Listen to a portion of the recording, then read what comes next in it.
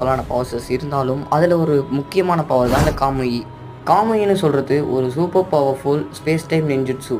இது ஒபிட்டோ உச்சியா மங்கிகோ ஷின்கான் அவாக் பண்ண சொல்ல அவனுக்கு கிடைச்ச ஸ்பெஷல் எபிலிட்டி. இந்த ஒரு டெக்னிக் மூலமாக ஒரு பர்சனையோ இல்லை ஒரு பொருளையோ அவனால் காமுயின்னு சொல்லக்கூடிய ஒரு செப்பரேட் டிமென்ஷனுக்கு அனுப்பி வைக்க முடியும். அது அந்த ரியல் வேர்ல்ட்லேயே ஒரு இன்விசிபிள் பவராக இருக்கும். ஒபிட்டோ அவனே இந்த டிமென்ஷனுக்கு ஷிஃப்ட் ஆகுவான் எனிமீஸ் அட்டாக் பண்ண சொல்ல.